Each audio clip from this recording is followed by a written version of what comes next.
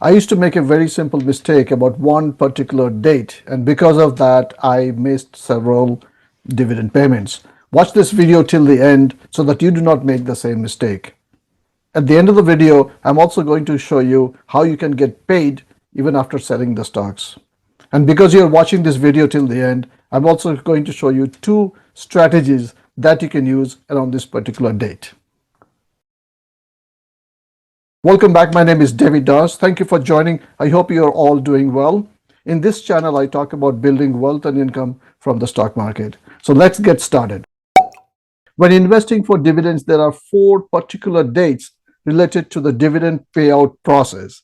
These dates are as follows in this particular order: the declaration date, the ex-dividend date, the record date, and the payable date. I will talk about these dates from dividend payout perspective. I will explain everything with an example in a moment. The most important date is the ex-dividend date or the X date. If I buy shares on the X date or the ex-dividend date, I'm not eligible to receive dividends for that particular quarter or for the month.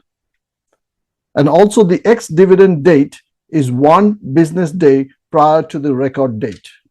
The record date is the day when the company makes a list of all the shareholders who are eligible to receive dividend that particular quarter or for the month.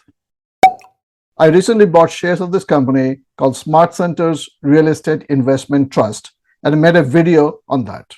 On March 16th, 2023, they announced that the dividends will be paid on April 17th, 2023 for the shareholders who are on record on March 31st, 2023.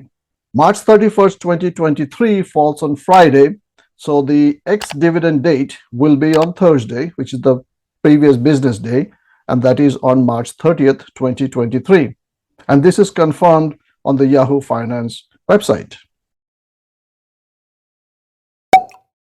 Most important part, as I mentioned before, is about the ex-dividend date. If I buy shares of this company by March 29th, and I have to hold it overnight on 29th of March, then only I'm eligible to receive dividends on April 17th, 2023.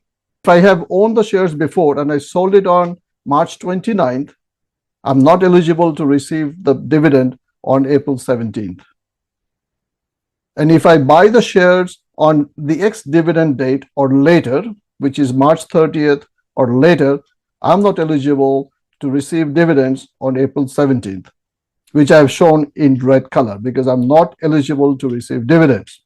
So if you buy the shares on 29th and you sell it on 30th, you still get the dividend. But there's a catch.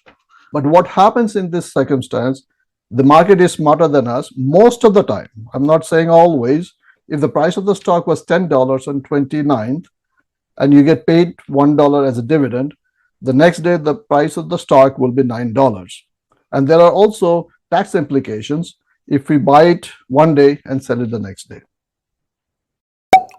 Now I will talk about the two strategies I mentioned around this ex-dividend date. If I buy the shares on 29th of March 2023, which is the business day prior to the ex-dividend date, and I held the shares overnight, and I sell it on the ex-dividend date, which is the 30th of March 2023, I get the dividends. But what happens is the price of the stock reduces by the amount of dividend it paid. There are also tax implications of buying one day and selling it the next day. In our situation, the price actually went up. I have used this strategy in the past, but it's better to focus only on large cap stocks which have a dividend yield of more than 2%. The strategy number two is to buy shares on the ex-dividend date when the prices have dropped by the dividend amount. So if I'm a long-term investor, it's a good opportunity to buy shares at a discounted price. Obviously, the company has to be a good company. Please give a thumbs up if you like the video. Thank you for joining, and I'll see you in the next one.